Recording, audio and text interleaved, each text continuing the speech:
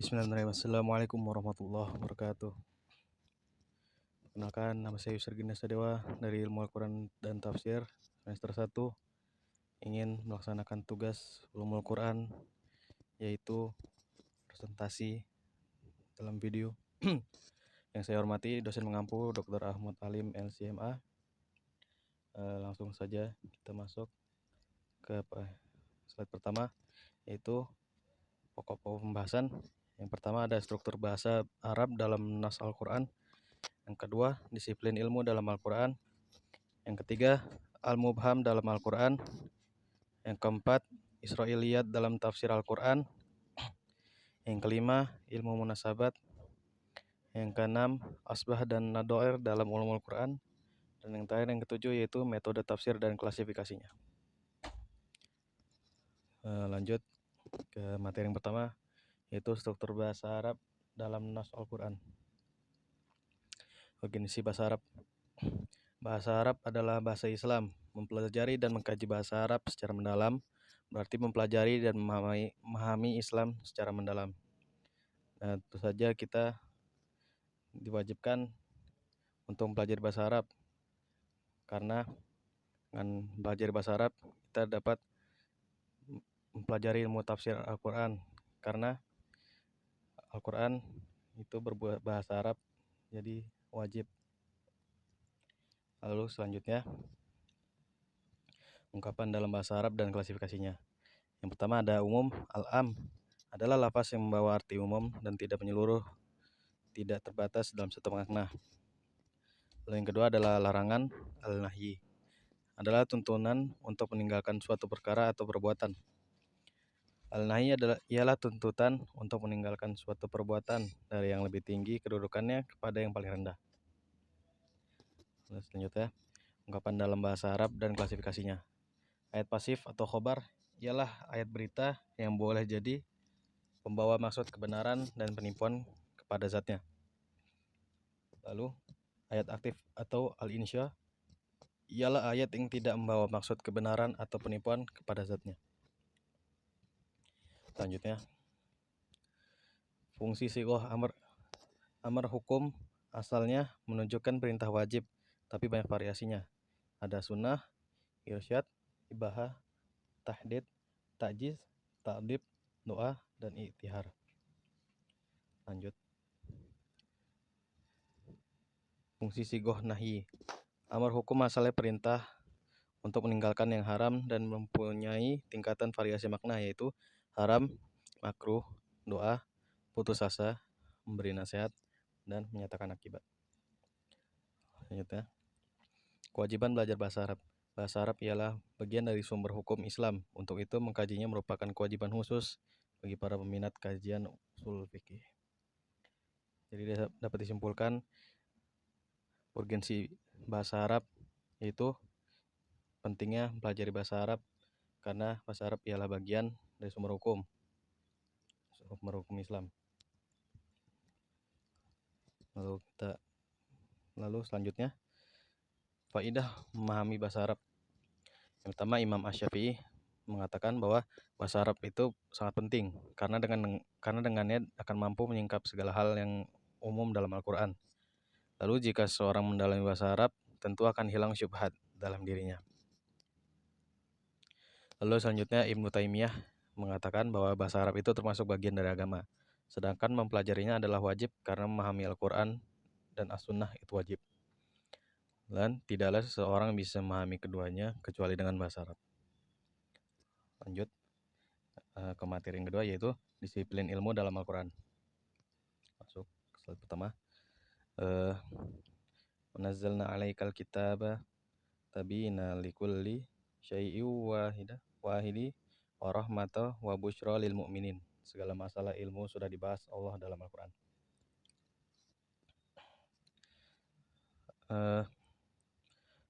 Al-Quran merupakan solusi atas fitnah-fitnah. Nabi Muhammad SAW berkata bahwa akan datang suatu masa di mana muncul fitnah-fitnah, maka Nabi Muhammad memberikan jalan keluarnya, yaitu dengan Al-Quran. Lanjutnya, Imam An-Nawawi mengatakan bahwa segala apa yang diucapkan dan dijelaskan ataupun diputuskan oleh Nabi itu itu adalah apa yang dipahami Nabi Muhammad dari Al-Quran, yaitu dari wahyu Allah. Terus selanjutnya, kategori ilmu itu ada dua, yaitu khobar yang benar dan juga empiris yang diikat dengan kehendak Allah. Selanjutnya, landasan kehidupan Al-Quran, yaitu siapa saja yang menghendaki suatu ilmu maka ia harus kembali kepada Al-Quran, karena di dalamnya terdapat khobar, ilmu terdahulu, dan yang akan datang. Lalu apapun yang ilmunya, maupun itu bidang ekonomi, psikologi, dan yang lainnya, maka kembalikan dan jadikan landasan dari semua aspek, semua itu dengan Al-Quran. Selanjutnya, materi ketiga yaitu Al-Mubham dalam Al-Quran. Pengertian secara bahasa merupakan isim maf'ul. Abahama yubhimu ibhaman wa mubhaman fahuwa mubhimun wa dzalika mubhamun. Lalu secara istilah itu semua lafaz dalam yang termasuk di dalam Al-Quran yang penyebutannya tidak secara spesifik atau sesuatu yang tertentu. Selanjutnya yaitu musim mubham. Musim mubham di sini ada 4. Itu yang pertama adalah meringkas, yang kedua tidak terlalu manfaat, yang ketiga kasihan, dan yang keempat telah jelas. Selanjutnya, ciri-ciri mubham yaitu ada di ayat lain, berlaku umum, mengagungkan, dan juga merendahkan. Lalu selanjutnya yaitu sebab adanya mubham. Imam Asy'uti mengatakan cukupkan penjelasannya pada ayat lain. Selanjutnya yaitu ada kaidah mubham. Kaidah mubham di sini ada 3, yaitu tidak diperlukan mencari hal-hal yang mubham yang telah diberitakan Allah, karena hanya Allah sendiri yang mengetahuinya.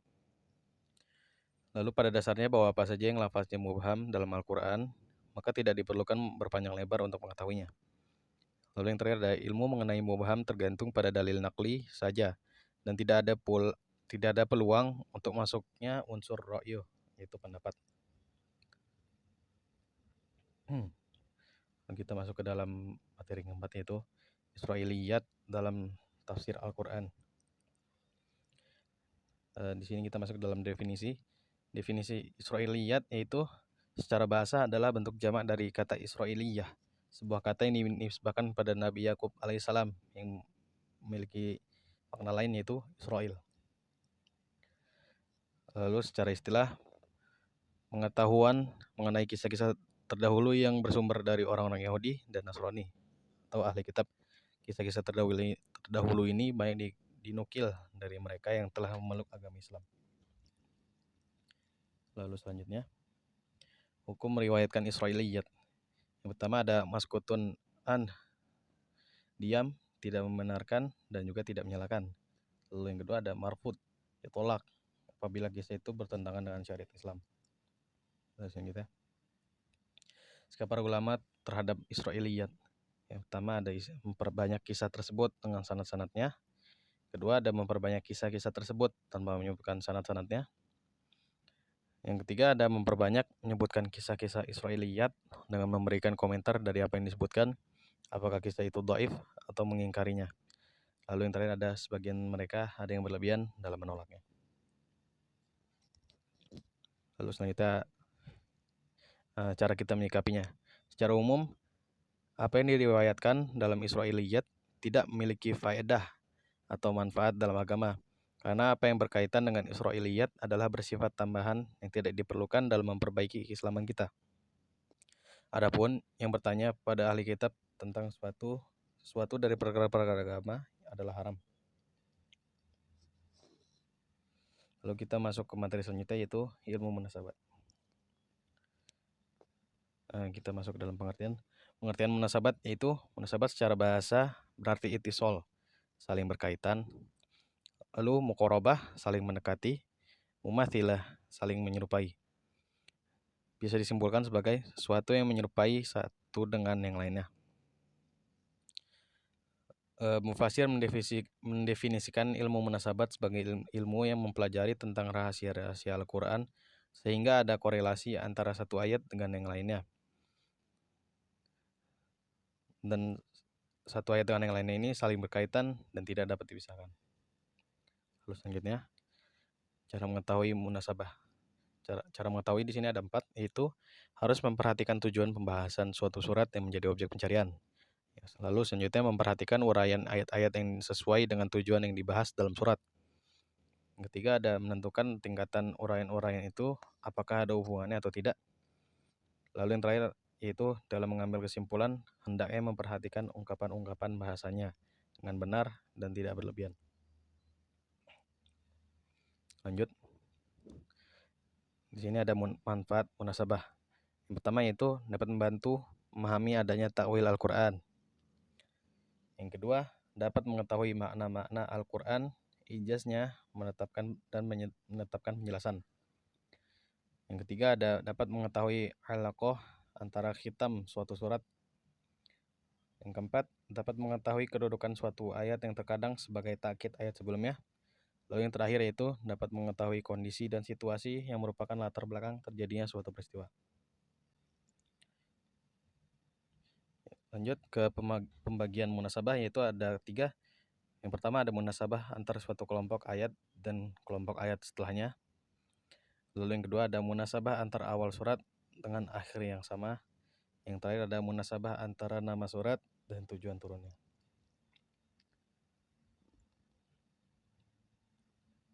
Lanjut ke marhalah atau sejarah. Hanya satu surah yang dikaji. Lalu mencari munasabat dari surah ke surah. Lalu secara totalitas dicari dengan utuh. Masuk ke faedah ilmu munasabat. Mengetahui relevansi antar hukum dan mengetahui sinkronasi ayat dengan ayat yang lain.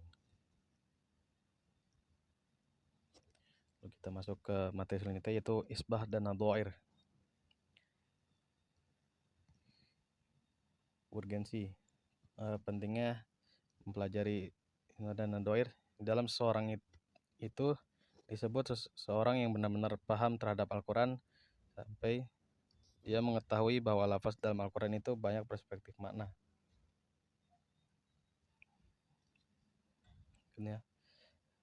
Kita masuk ke pengertian asbah. Seperti kata al-um, apakah hanya bermakna ibu di dalam Al-Quran atau ada perspektif lain? Itu juga dengan kata al-ummah, apakah hanya satu makna atau banyak makna dalam Al-Quran? Maka itulah yang disebut al-wujuh atau asbah. Lalu kita masuk ke pengertian nadhair. Lafaz, yang berarti lafaz memiliki makna satu tetapi dari kesatuan itu memiliki cabang yang serupa atau sepadan. Contohnya makna insan atau manusia, maka itu mencakup siapa saja yang di situ masuk kategori insan. Yang penting dia adalah manusia, itu yang dimaksud mencakup. Kita lanjut ke contoh al-um dan contoh al-ab. Contoh al-um di sini ada 2, bermakna ibu yang melahirkan dan bermakna induk dari segala sesuatu. Lalu yang kedua ada contoh al-ab, ada 3 yaitu bermakna ayah yang menjadi sebab kita lahir. Yang kedua ada bermakna kakek. Yang ketiga ada bermakna paman. Jadi di sini ada dalam Al-Quran itu ada kata yang belum tentu hanya memiliki makna seperti itu. Mungkin saja ada makna yang lainnya. Seperti contohnya yang ada di sini. Satu kata bisa bermakna banyak, bisa 2, bisa 3. Seperti itu. Selanjutnya, faedah mempelajari asbah dan nadhair, yaitu supaya kita memahami makna yang dikandung Al-Quran itu secara menyeluruh. Masuk ke materi selanjutnya yaitu metode penafsiran Al-Quran. Sifat mukjizat Al-Quran di sini ada 3, yaitu imaterial. Lalu yang kedua ada abadi. Yang ketiga ada universal ataupun menyeluruh. Selanjutnya, sejarah. Dari Abdullah bahwa ia berkata, ketika turun ayat orang-orang yang beriman dan tidak mencampur adukan iman mereka ke dalam kezaliman atau syirik, itu Quran surat Al-An'am ayat 82. Para sahabat pun bertanya, siapa di antara kita yang tidak berbuat zalim? Maka Allah menurunkan ayat, sesungguhnya syirik adalah benar-benar kezaliman yang besar. Quran surat Luqman ayat 13. Lanjutnya. Sini ada fungsi Al-Quran, yaitu yang pertama ada sebagai petunjuk bagi umat manusia. Lalu yang kedua, Allah telah berfirman dalam Al-Quran, yaitu kitab Al-Quran ini tidak ada keraguan padanya. Yang terakhir adalah penjelasan mengenai petunjuk itu dan pembeda. Selanjutnya,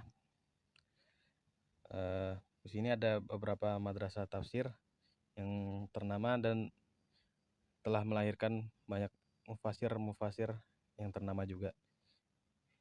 Di sini ada yang pertama Madrasah Makkah,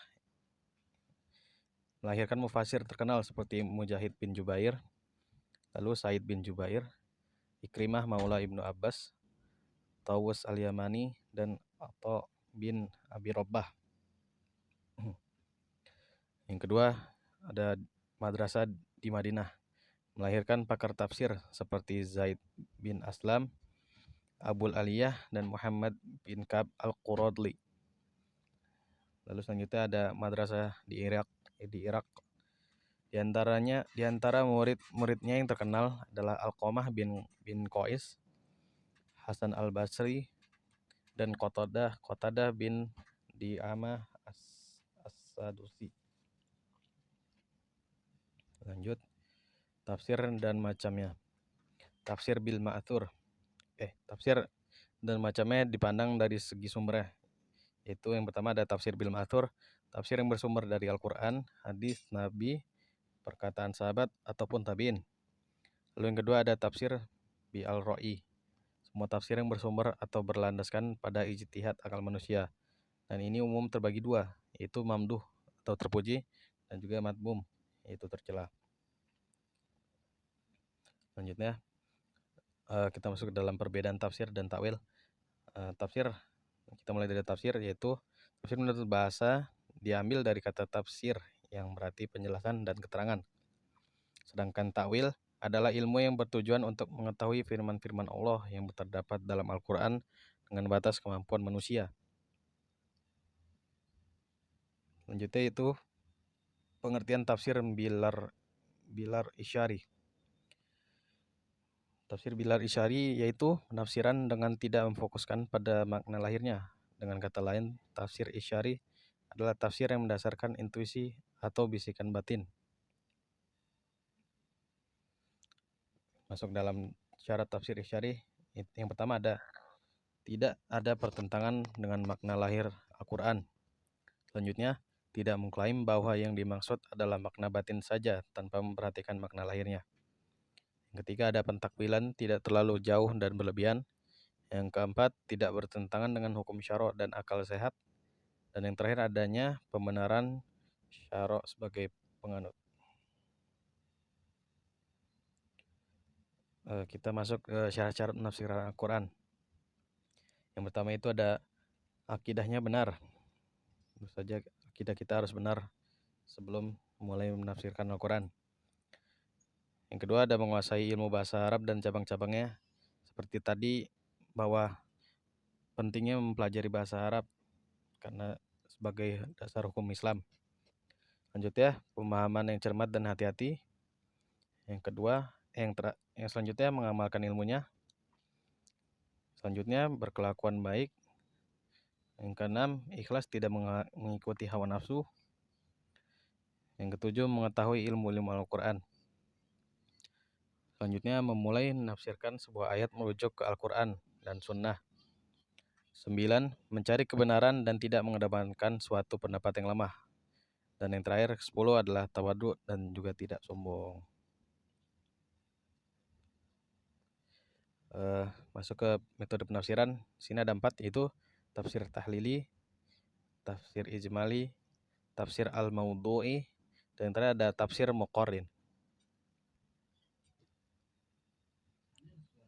Kita masuk ke sejarah perkembangan tafsir Al-Quran. Yang pertama, dimulai dari masa hidup Rasulullah, lalu dilanjutkan oleh para sahabat dan tabi'in. Yang ketiga, pembukuan tafsir Al-Quran. Pembukuan tafsir Al-Quran ini terbagi bagi 5 fase. Yang pertama, fase pembukaan al-athar al-musannadah. Selanjutnya, fase pembukaan athar tafsir secara terpisah. Selanjutnya fase berbaurnya riwayat tafsir.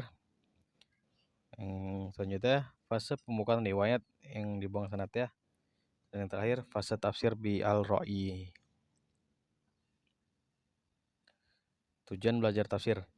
Tujuan belajar tafsir di sini adalah agar sampai pada tujuan yang mulia dan hasil yang utama, yaitu membenarkan terhadap khobar yang akan datang dan memanfaatkannya, dan juga menerapkan hukum-hukumnya di mana Allah menghendaki beribadah dengan Al-Quran ini dengan basiroh.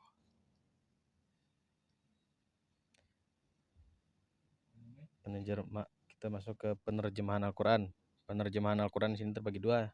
Pertama, terjemahan harfiah, yaitu menerjemahkan kalimat dengan sepadannya. Lalu yang kedua, terjemahan maknawi, mengungkapkan makna kalam dengan bahasa lain tanpa memperhatikan mufradat dan tertib. Lanjut, kewajiban belajar tafsir. Ini adalah sebuah kitab yang kami turunkan kepadamu dengan penuh berkah supaya mereka memperhatikan ayat-ayatnya dan mendapat pelajaran orang-orang yang mempunyainya. Wallahu a'lam bishawab. Mungkin cukup sekian presentasi saya. Kurang lebihnya mohon maaf. Assalamualaikum warahmatullahi wabarakatuh.